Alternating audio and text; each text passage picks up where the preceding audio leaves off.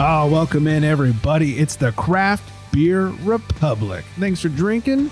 Thanks for joining. I am Greg, and I am being joined by the softest buff guy you'll ever meet, and that's Flex. What's up, fella? I'm a big softie.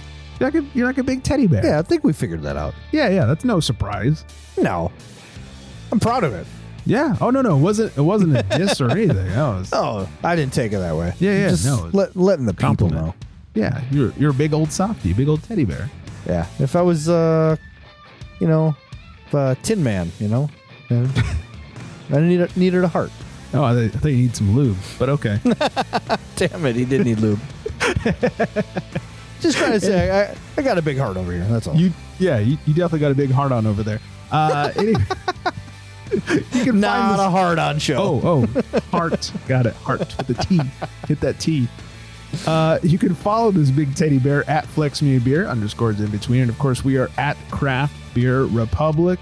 So much to get to this week. A shout out to our top listening city of last week, and that was Los Angeles. What's up? Almost hometown of Los Angeles. City of the Angels. Sí, as they say in Espanol. That's about as good as it gets. Anyways, thanks for listening. All that good shit. Like I said, lots to get to today, but I'm going to get to my beverage right quick because I went on a trip and I want to drink what I picked up. And I want to hear about it.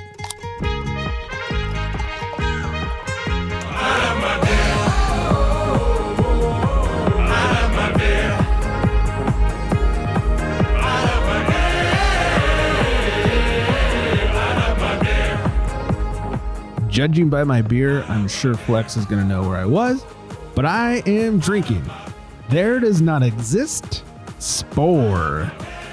Oh, it is a 6.8% hazy IPA, 408 on Untappd. Okay. And they say Spore is a hazy IPA constructed of base malts plus copious amounts of wheat and oats to create cumulonimbus-like mouthfeel and body.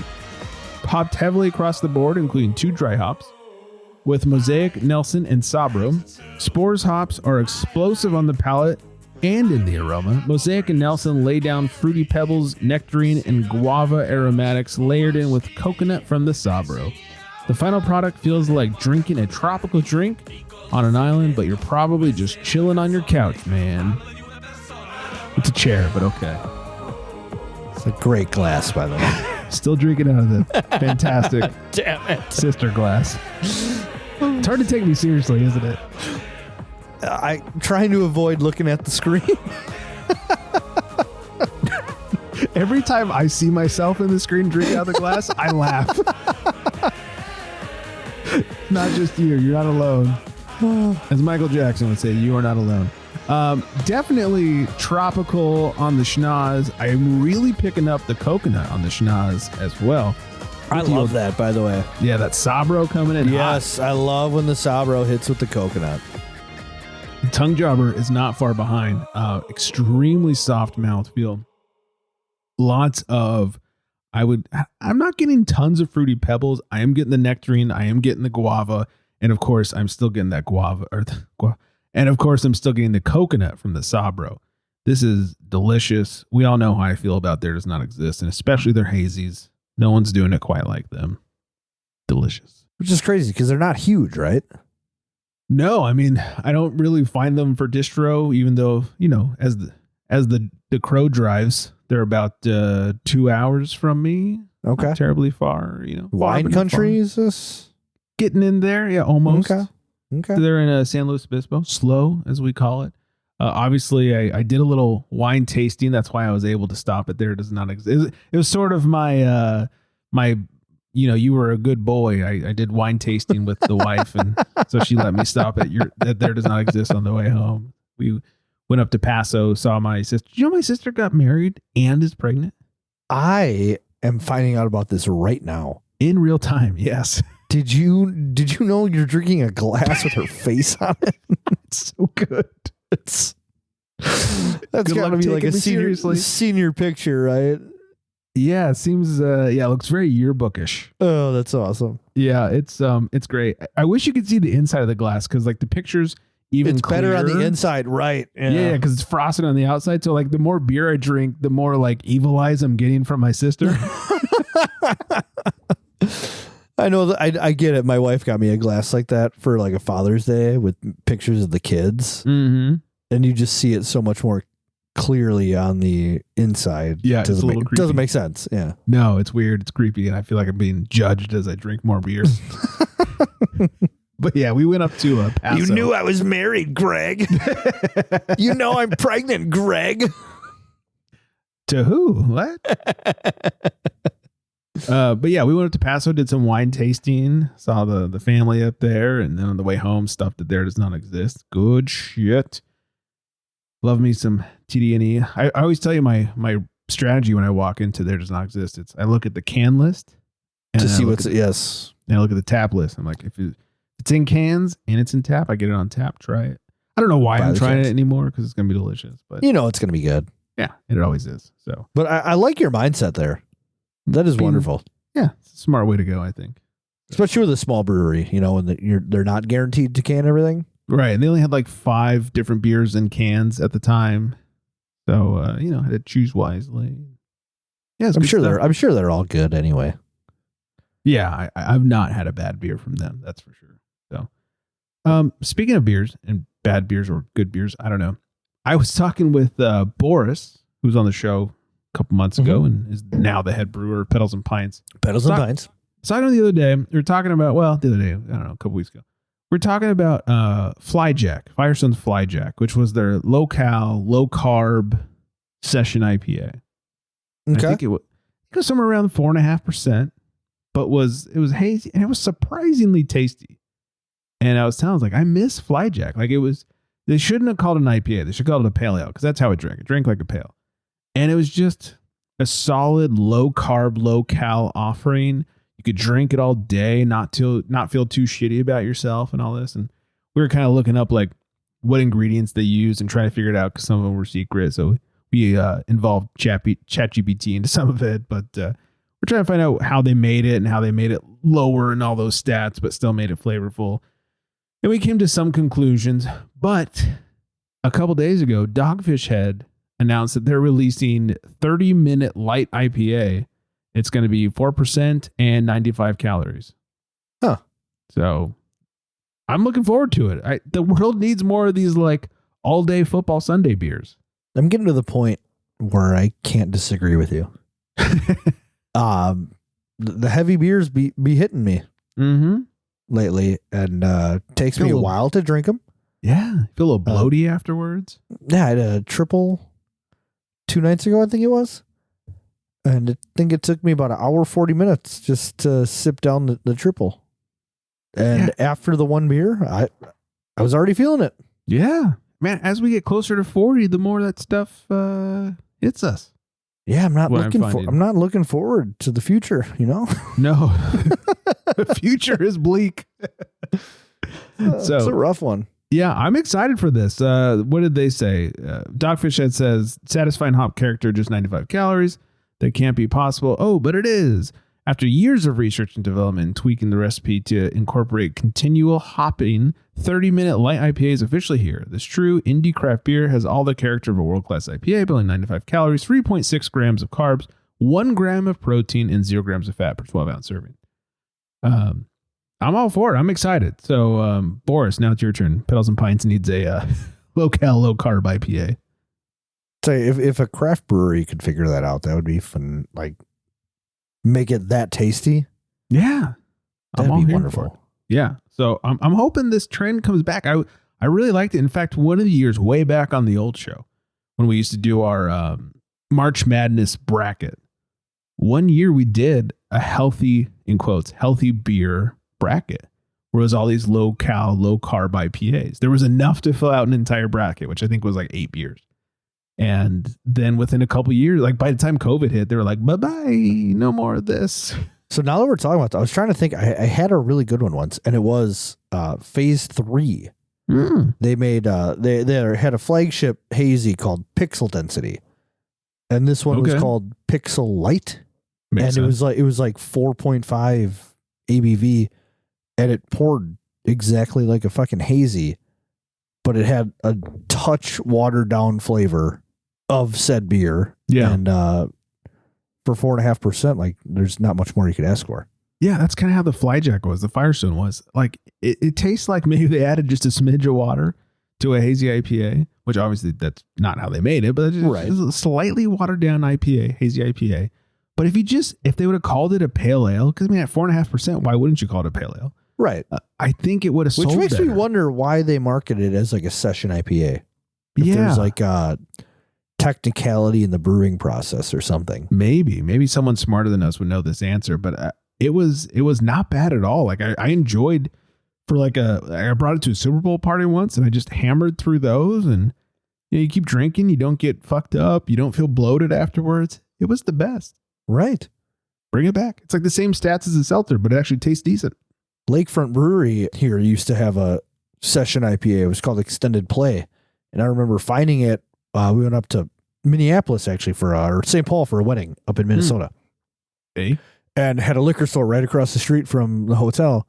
Went there, found some local Lifesaver Wisconsin stuff and saw that session IPA.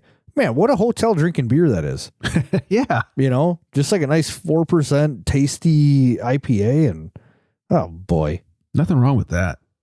It's really no complaints. Yeah. So anyways, bring it back, people. And no real transition from that. King of awkward transitions. I do have a question to ask. So every week when I'm putting the shows together, news story after news story, especially these days, last year or so, has been beer sales down, craft beer sales down, blah, blah, blah. All these numbers are down for craft beer, especially. So my question, I have two questions. It's really two-part. It's one to the industry people, and this could be brewers or distributors, really. And then one to the drinkers, it's kind of us. My question to the industry people is, other than just the obvious of like, hey, go buy more beer, what would you like us, the beer drinkers, to do? Do you want us to buy more 6-packs from the store? You want us to come into the brewery more often? And I know not all breweries distribute, so that's sort of a gray area, I guess. But it's like, what is it that we could do besides just, hey, drink more beer, that could help turn things around a little bit? And so this has actually crossed my mind before. Okay. Because there are certain breweries in the area that I can go to and buy from. But they also distribute to my local shop. Exactly. So sometimes I feel guilty when I pick it up from my local shop and not from the direct supplier. And I'm wondering if that's hurting or if it's helping or if it's kind of even keel. Right. I mean, I'm sure the goal of getting in a big grocery store is just to get your name out there more than anything. If you're a craft brewery, probably not making as much money if they came into the brewery and bought a 4-pack. Right. But usually if you get into a big name grocery store, you're going through a company, like a distributing company. Right. Exactly. So at that point, you have a contract with said company and you're already making money. Yeah, the one that comes to mind for us is local to me is Tarantula Hill Brewing, and one of their flagships is Liquid Candy, and it's a great hazy IPA, and my wife loves it. And we'll see it at the local grocery, we'll see it at Vaughn's, and we'll also see it at the brewery. So like, my question for Tarantula Hill was like, should I be picking it up from Vaughn's, assuming it's fresh, or should I be coming down to the brewery and picking up a 4-pack? Because I hate hanging out at your brewery. Right. Fucking hate it. It's the Ouch. worst. People have turned into a fucking daycare center, and I fucking hate it. Oh, in that sense, that's terrible. Yes, but I do like Liquid Candy. I think somebody sent me a can of that once. Might have been me. Might have been Might you. have been. I don't know. Did Deb send you beer or Nicole? Devin Bryan sent me beer once because he Could've bet me been on the them, World yeah. Cup. Yeah, we like some Liquid Candy. So the flip side to that question is, to the citizens of the craft beer republic, the beer drinkers, where do you want to buy the beer? And what do you want to see from breweries that would get you to buy a couple extra beers a month? Are you wanting more innovation? Are you wanting more canning? Are you wanting more gozas? Yes, please. 2025, Year of the Yes, Goza. please. Literally what was on my mind was more gozas, please. Right, exactly. So it's a twofold question. Where do you want us to buy your beer? What do you want us to do to help you out besides just the generic buy more beer? And then to the beer drinkers, what do you want? What would help you buy more beer? That's my questioning. 1840 here about 3 years ago came out with this watermelon gose for the summer. Mm-hmm. And it was fucking obnoxious how good it was. Oh, sounds good. Like sweet, fresh watermelon juice, and you get that sour note, towards the middle back end, and it was just clean and crisp and salty and where it's at. Fucking amazing. Now that, New Belgium, is a healthy beer. Your fucking sports drink beer. How about something with electrolytes in it, like salt and sugar? Lightning strike. So dumb. I don't know. So anyway, hydrate you and get you drunk. And I love how the biggest selling point was it's resealable. You can put a lid back on it. It's brilliant. Well, that's just going to make people think they can drink it and then put it in their car and go somewhere. I think it's dangerous, but you know what it sounds like? It sounds like a good Vegas drink. It does. Okay, yes, you're absolutely right there. I will be in Vegas this coming weekend. Are you? Yes. That's exciting. Going to see my best friend. We are avoiding the strip altogether. Okay. But I might need some of these sports drinks. Because we do not go easy when we're hanging out. Yeah, just go to your, I don't know, fucking probably find them at a Walgreens there at this point. In Vegas, absolutely. You probably find them just sitting on the side of the corner. Who knows? Yeah. So, anyways, let us know. Answer our questions for us. Mail at craftbeerrepublic.com, or I could set up a poll or something and let us know how I should do that so you answer our shit. Before we find out what Flex is drinking, Ludicrous Libation Law. This one comes from Minnesota. They say that farm wineries must source over 50% of their grapes from within the state. Huh. Makes me wonder how many farm wineries there are. Yeah, that's a good question. I guess I could have looked that up. Sounds like kind of rare. Yeah. How? You know what I don't know Minnesota for? I don't know them for their wine. Oh. Yeah, they're a land of 10,000 lakes, but believe it or not, Wisconsin has more lakes than Minnesota. So do they? Yeah, it's like a real statistic. Oh shit. Yeah. Minnesota biting off Wisconsin. Yeah. Home of the Lakers, though. Yeah. Oh, yeah, I know. That's where the name comes from. The Lakers, all the lakes. Yeah. Just like the Clippers from San Diego, because that's a type of sailing ship. I did not know that. Yeah. And I never knew what a Clipper was. Yeah, it's a ship. There you have it. Like a schooner? Sure. I don't know what size it is. Hey, nice dinghy. Yeah, who knows? Anyways, there you have it. Hey, Sam, let us know about your wineries up in Minnesota. Yes, please. If there's a lot of farm wineries. Or just any wineries for that matter. We want to know. How many grapes do you think Minnesota produces per capita? 10,000 grapes? God damn it. One per lake? I don't know. Minneapolis grapes. Sounds delicious. Great vintage, I'm sure. Just thinking of wine terms at this point. Yeah. All right, let's pull this back around to beer. Let's unclass this a little bit and find out what Flex is drinking. In a world where craft beer is king, a world where muscles are bigger than growlers, only one tongue can guide us. One man, one tongue, one tongue jobber. In this world, we must find out what is Flex drinking. All right, so I'm drinking kind of a fun little historied beer here. It is a no longer in production beer. Oh. But Lakefront Brewing here this past winter, I would say. It's still currently winter. Yes, they came out with a throwback. Man, that was good. Sounds good too. A 12-pack variety of beers that they stopped producing. Which is kind of neat because one of the beers in there I absolutely fucking loved. Drank all of those right away. It was American Red IPA. Just phenomenal. Great flavor. Not a malt bomb, which is what I don't like in a red IPA is when they're just nothing but a can of malt. Yeah, loaf of bread. Right. It's just not what I aim for. But this one is called Cream City Pale Ale. It is a 5.6%. No idea when they stopped producing it, but I think it was pre when I started drinking.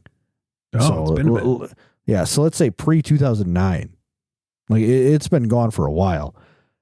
Untapped, real shitty rating. It's got it at a 3.42. It is a classic pale ale. Named after the cream-colored bricks used to build Milwaukee, this amber pale ale is tasty year-round.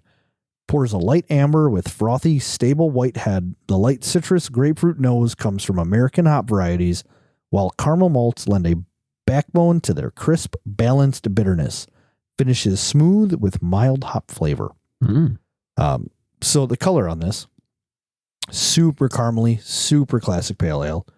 Little bit of remaining head there. I don't know if I call that frothy. On the schnoz, I would say malty citrus, like biscuity malt. Like it's caramely. It's kind of nice actually. Classic. So then we'll warm up the old tongue jobby. Here we go. So it's pretty low carbonation. It's caramely. It's sweet. It's a little bit citrusy. It's a little bit piney. Real light bodied at a 5.6. I could see where a 3.42 comes into here because if you're looking for something to blow your mind, it's not going to blow your mind. Sure. If you're looking for a great rendition of a classic beer style, 100%, this is what you're looking for. Keeping it classic. Right. It is classic 100%. I was never able to drink this, like I said, when it was originally in production. So this was kind of a cool nod. I used to work with a guy who he would actually talk about this beer all the time. And he said every time Lakefront put it out, he'd always just buy it all up and, drink it. And just kind of a nice nod to my buddy who I used to work with, Steve, and just glad I'm finally able to try this beer. Yeah, shout out Steve. Yeah, hope he's doing okay. Yeah. Hope he's drinking one of these too. Amen. Very nice. That's kind of a smart idea, I think, from a brewery. Like, hey, here's a mixed pack of all these beers that you can't find anymore. Yeah, it was. Cool. What do they have in there? They had like I said, the American Red IPA. They had a strong beer, which isn't a style you normally see around anymore. Then it had this one and that session IPA I brought up a little earlier. Oh, yeah. Yeah, just kind of neat. That's cool. All right, little news before we get up out of here. With all this, like I mentioned earlier, all this talk about beer brands losing money and this and that, any guesses as to which beer brand is still raking in the dough? Not Budweiser. Not Budweiser. Not Miller Coors. I mean, they're still making money, but the one that keeps seeing growth is not your pants. Is Constellation Brands. Okay. And that's mainly thanks to Modelo, Corona, Pacifico, and Victoria. I thought they were Budweiser. Not in the U.S. Please do not make me explain this because I can't. You know what? Just leave it at that. Yeah. But thanks to Pacifico at plus 20%, Modelo at plus 4%, Modelo Especial plus 3%. I mean, we're just talking about all kinds of pluses here for Constellation. So they're still doing pretty good. I think ever since the whole Bud Light debacle, Constellation has been cashing in on their import brands. I guess good for them. Yeah, I guess so. The price to get drunk is going up. The average case price for the beer category items in 2024 increased 63 cents to $30.57 average per case. This includes everything: shit beer, great beer, all the above. Anything that comes in a case. That makes sense. Yeah, which I believe is 12. Also, seltzers were up 84 cents per case. Here's the breakdown. Imports were up 54 cents to 37.13 a case. Domestic premium up 41 cents to 24.84 a case. Domestic sub premium also. Would you love to? Hey, where do you work? I work at a sub premium brewery. They're up 42 cents to 19.65. That's got to be like your PBRs and shit, right? I mean, what else would it be? Sub premium, I guess. Yeah, fermented malt beverages, F&Bs, they're up 56 cents to 40.58. Craft is up 66 cents to 43.30. Domestic super premium is up 2 cents to 30.31 a case. Hard cider is up 62 cents to 48.51. And I love this one. The only thing to decrease in price is the cases of NA beers. Oh, gross. Yeah, Athletic Brewing declined $1.18 per case, down to $42.89. Could you imagine paying $42 to not get drunk? Funny enough, you brought that up. We went to a little Mexican restaurant tonight. Kids had dance, drop them off for 2 hours. And the wife and I caught some tacos. And I got a margarita, but I was looking at the beer list. The most expensive bottle or can on the menu was NA Athletic Brewing. Mm-hmm. No alcohol. Paying the most. It was only $7. You know, it's this can bottle list, you know, it wasn't great. You know, it was sure. All domestics and whatnot. But the fact that topped the list at the most expensive beer on the menu blew my mind. Yeah, because for like $2, you could have gotten like a Coke or something. Right. So what are you doing? Right. That's insane to me. You need it that much? What are you doing? Yeah, you need to pay $7 for not beer. For not beer, but just the taste of it? I don't know. Yeah. No thanks. Hard pass. Yeah. I pulled this story because I found it interesting. Can you guess, and I doubt it because I bet you've never heard of this city, but can you guess where the DUI capital of California is? DUI capital? Mm-hmm. Oh, man. Is it a major city? No. Then I can't. It was sort of on an MTV show. The idyllic city of Laguna Beach. Oh. Is the DUI capital of California. Well, that makes sense, I think. Yeah. Shocking stats have revealed that there have been more than 269 DUI arrests in Laguna Beach in 2021 alone. Additionally, there were 55 alcohol-related crashes in just 2022 alone. The executive zip code has a perfect storm of factors contributing to the high crime stats. For one, the city is positioned between two party towns and the more than 130 drinking establishments that call Laguna Beach home. The famous ocean views drawing in tourists have also created what officials are calling ground zero for drunk driving. A staggering 6.5 million visitors annually to a town of just 22,000 residents, with tourists flocking to art galleries and upscale boutiques. Anyways, Laguna Beach, don't drink and drive. Yeah, I mean, a lot of money out there. Tons of money out there. A lot of snot-nosed, pretentious teenagers. And adults. It all sounds about right. Yeah, it's a recipe for disaster. All right, we'll end it with this one. Police are looking for a man who allegedly drove from his home naked and drunk after fighting with his wife. Have you ever drove naked? No, I can't say that I have. Have you? Yeah, me either. No. Yeah, no. Well, that was the first thing that made me think of is whoever thinks to drive naked? Yeah, I mean, I've had things happen to me while driving, but I wasn't fully naked. Yeah. Did you catch my drift? Sounds about right. Right. Drift caught. Yeah. Drift caught. Police are looking for a 31-year-old man accused of domestic violence early Saturday morning after the man left his house in his Ford pickup. That tracks. Naked and drunk after a fight with his 40-year-old wife. Police Sergeant Jeremiah Wagner said that the couple was entertaining a 39-year-old man along with a woman who wasn't identified in the police report at their house on Friday night. The 31-year-old had been drinking and started puking and defecating in his room. Oh, come on. When his wife... That makes me think of the show The League with Rafi. Uh-huh. There's a famous line. He says, sometimes when I puke, I shit. Rafi was great. When his wife went into the room to talk to him, the man grabbed her and put her in a headlock.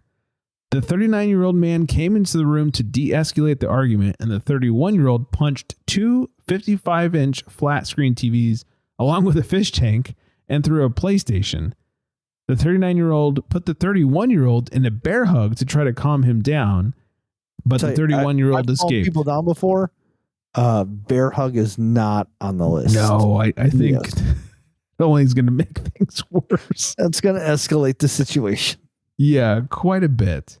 The 39-year-old tried to get the man back into the house to get out of the cold. The 31-year-old evaded him and got into a 2013 Ford truck. It wasn't clear from the police press report when the man had gotten naked, but he was naked by the time he'd gotten into the truck. His wife was told that the man had gone to a house in the area of Georgia Circle, wherever that is. Police said that they went to the home and no one would answer. The investigation continues. Wow. I'm thinking, no, don't get me wrong. If I was puking and shitting in my room, go on, and I need to drive away somewhere, probably taking off my shit-filled pants. I'm just saying. But wouldn't you maybe replace them with non-shit-filled pants? What's my BAC? Like, so here's a legit question. At what BAC do you not think to put on a replacement pair of pants? That is a great question. I wish they had found this guy so we knew what his BAC was. I'm probably thinking like in the 30s, right? That's what I would think. Yeah. To where you take your pants off and then you forgot that you took your pants off. Right. Because like 0.24 is 3 times. I'm thinking that's not enough. I'm puking by then, though, for sure. Right. But you're not running outside and driving with no pants. Yeah, that's pretty accurate. I think. Maybe you are. What do I know? No, when I get fun fact about me. Oh, go on. When I get crazy drunk, I can't move. Oh. So like the last thing I'm going to do is drive. I probably wouldn't be able to take my own pants off if I'm being honest. Yeah, I get pretty like vegged out. Oh, I'm the opposite. I'm not a driver. Knock on wood, I've never once attempted to, drive. When I'm that hammered, like it's time to drive. There's never been anything like that. Like I'm pretty Which makes you knowledgeable. wonder what people think. Yeah, like I feel like I'm pretty knowledgeable about how hammered I am. Yes. But here, my one problem is I am very functional until I'm not. Until you're not, right? And so people don't know how drunk I'm getting until I'm so fucking hammered that it's gone. And that's then also how I like, am. Yes. Yeah, and it's like, oh, we didn't know Greg was that drunk. Like, oh, Greg was very much that drunk. You just didn't know. Yes, it just kind of like hits you. Yeah, it really does. It just kind of clicks, and all of a sudden it's like, ooh. But yeah, I've never been like, hey, you know what sounds fun right now? A joyride. Right. Or like, hey, let's go here, even though I'm in zero condition to do so. Yeah. Thank God. I hope that continues. Yeah. I guess that's kind of where I'm very thankful for my vomiting. Because yeah. Kind of keeps me, in one spot. How bad can you be if you're or how bad can you do if you're vomiting? Right. There's not much you can do other than just eventually pass out. Right. Or keep vomiting. Or right. I mean, yeah. Yeah. Which has been just countless times. So we've all been there. So many buckets in my day. Oh, all the buckets. Yeah. That'll be the name of this episode. All the buckets. All the buckets. Well, which makes me, lastly, it makes me thankful for all my great friends that I've had throughout the years who have treated me kindly when I've been overly inebriated and have set me up on couches with blankets and buckets and trash cans and water, whatever you have it. Those are the real MVPs out there. You're not wrong. I remember one of my really good friends. I've known him since like 4th grade. One night we went out and we got drunk.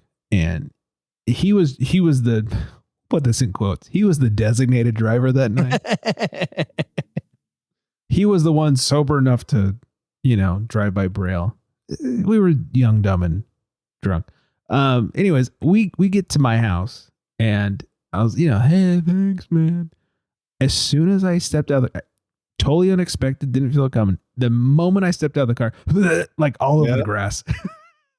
He's like, all right, dude, let's get you inside. Yeah. Good times. Yeah. My 21st birthday, I was just had my head out the window puking the entire time. Mm-hmm. Yeah.